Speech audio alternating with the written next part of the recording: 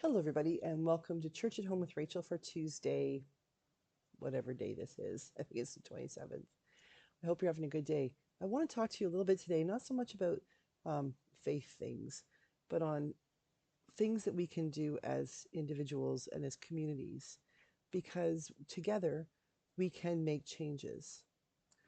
I had a bit of a Facebook conversation last week with someone who commented on a post I made about PK Subban's dad beginning the fight against having um, online betting, embedded basically in hockey games, in NHL games.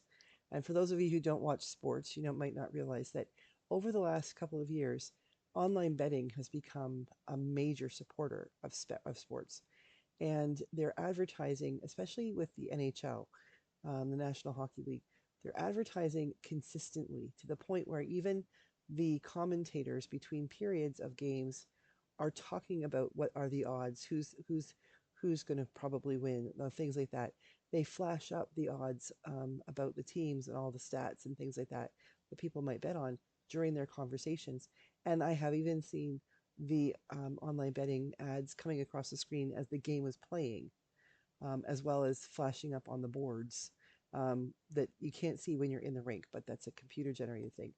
And I find it distracting. I also find it disturbing because you see, there's a lot of people, there are a lot of young people who watch hockey in Canada, at least, in the States as well. And when you think about it, you've got a young player who's maybe 11 or 12 who dreams of being the next Connor McDavid or Austin Matthews.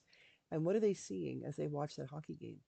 They're not just seeing players out there working their butts off, players who are in the gym 7 days a week, who are committing themselves to their sport, and recognizing that they are the elite of the elite to even be able to play in the NHL. What they're being bombarded with in an age where their brain hasn't completely finished growing, when they're very susceptible to what's the cool thing to do, people can influence them. They are seeing and being told that online betting is okay. As a matter of fact, it's encouraged. And it appears to be encouraged by things like the National Hockey League and by the Players Association and by CBC and TSN and the places that are paying people like Ron McLean and the other commentators to actually participate in the promotion of online betting. And I find that really disturbing. Our kids don't need that. And for people who struggle with gambling, there are a lot of people out there who maybe aren't addicted, or maybe they are, and they really struggle with this concept of, being able to enjoy something like sitting down and watching a hockey game with your buddies, going out to a sports bar, or your neighbor's downstairs den to put the game on the big screen, especially during the playoffs, and to be bombarded with something like that is hideous. One of the comments that was made on my Facebook page was that, is this not, how is this any worse than advertising alcohol or smoking? And my response was, well, it isn't any worse, except it's not right. It isn't right. We don't see ads anymore for cigarettes on television, and the ads for alcohol are usually geared to later in the evening. We don't see those things when children could be watching. And I can't remember seeing many of those, some yes, but not many, of especially hard liquor during sports events. Lots of Budweiser commercials and things like that. But we really don't go heavy, hard hitting on the, Crown Royal and things like that. But it seems to be perfectly okay in our society and with the Players Association and the NHL to suggest that people can participate in online betting. For those people who are able to do so in a controlled way, who understand what their limits are and stay within them, that's one thing. But to encourage people to go ahead and try it in the first place doesn't seem quite right for me. I'm wearing my Winnipeg Jets um, her hoodie today because I wanted to talk about this. Because I recognize that, there's lots of people who were probably betting on the Jets to win this second round of the series, and they didn't. And that's okay. At the end of the day, it's only a game. Now, remind me of that when like if the Oilers don't make it through the third round. But um, the point being that when we watch sports, those of us who are couch potatoes or armchair quarterbacks or whatever we want to call ourselves, um, recliner referees. That's what I am. I'm a recliner referee. I disagree with them all the time. But the idea is it's about fun. I may be upset when my team loses a game or doesn't make its next round or loses in the finals of the Stanley Cup. And I may be grumpy for a day or two, but it's not because I bet on it. It's not because my mortgage is at risk or that I've spent the grocery money on it. It's just because I invest myself emotionally in my team and in the sport. And that's something I choose to do. But it doesn't alter my circumstances, my attitude a little bit, yeah, but no, not the way I live. The point being, PK Subban, who was his dad, PK Subban was an amazing defenseman who played for Montreal Canadiens. One of the biggest mistakes Montreal has made in the recent years is trading him to Nashville. But anyway, topic for another day. PK Subban's dad, who has two sons playing, has had two sons playing in the NHL, is actually taking up the cause to try to get online betting banned from advertising during hockey games. And I think he's brilliant, and we need to support him. But we also need to recognize, for those of you who are going to say to yourselves, like, what's the point? What can I do? Well, back when I was living in Halifax, so probably 2017, 2018, there was a big kerfuffle up here in Canada because Heinz Ketchup was pulling out of Canada. They used to grow all their tomatoes in Leamington, which is the banana belt of Canada, down by Windsor, near Detroit, for those of you who are Americans, to give you some geographical context. And the Heinz ketchup plant was there, and they grew their tomatoes there, and they decided they were going to go home. They were picking up stakes. They weren't going to deal with us in Canada any longer. And that meant people were losing their jobs. The plant was closing down. Farmers would be at risk because their the company they sold their tomatoes to would no longer be buying them. And Canada went on a national spree of saying, "Don't buy Heinz.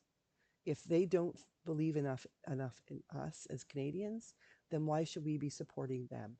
And all of a sudden, French's went in and bought the plants and started buying the tomatoes, and you couldn't keep French's to put to ketchup on the shelves in Canadian grocery stores because Canadians, long before the current situation with the American president, long before that happened, before that the reasoning was him, Canadians stood up and said, "No, this isn't right. We can do this ourselves." And French's, a Canadian company, said, "We'll do this." Well, lately, I have noticed that Heinz is back with Made in Canada stickers on their bottles. And they have begun um, making their ketchup in Leamington again and using Leamington farmers' tomatoes. There has been, in the last couple of weeks, there's been a big push of Canadian, well done commercials from Heinz about Made in Canada. And that would not have happened had the Canadian people not spoken out and said, "Not okay." We have been speaking out in the last little while. Charlie Angus from the former NDP MP um, was, the elbows up. I have a sweatshirt like that. I was wearing it the other day. Reminding Canadians that we have the we have the right and we have the responsibility to stand up for ourselves. We should never expect another country or another group of people to stand up for us. I would never expect my neighbor to stand up for me if I'm perfectly capable of standing up for myself. So why would we expect that as a nation? We as people have the ability to speak truth to power. We have the ability to affect change in positive ways. PK Subban's dad is a known entity in the hockey world, and that's why it's important that he stands up. But it's also important that we get behind him and those who will work with him to try to ban online betting advertising from hockey. I have I have issues with the hockey players, the NHL players who are advertising as well, but they generally do remind people to know their limits and stay within them, to bet responsibly. But when you're advertising the odds and evens and all the things that I don't even understand them that are happening, they are not asking people to bet responsibly. Ron McLean does, but generally speaking, the commercials that come on don't. They just advertise subliminally almost. It just shows up in the bottom of your screen until you realize you're thinking about online betting and you hadn't consciously been thinking about it before. That's how it works. We need to not do subliminal stances. We need to stand up publicly and say enough is enough, whether it's online betting or, where who makes our ketchup or how our politicians do the things they said they were going to do, even holding our churches accountable. That when we come to church and we hear the priest talking about who we are as Christians and how we behave, make sure that we do.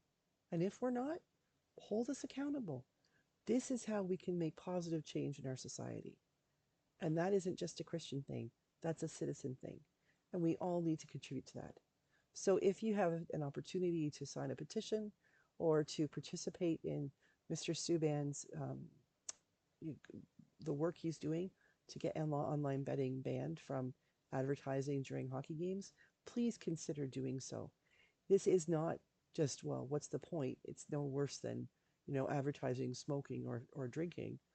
They're all wrong, and we should all be trying to figure out a way to stop all of them, not simply say, well, what's the point? The point is that we can make the point if we work together. Thanks for listening. Have a great day, and I'll see you again tomorrow for Church at Home with Rachel.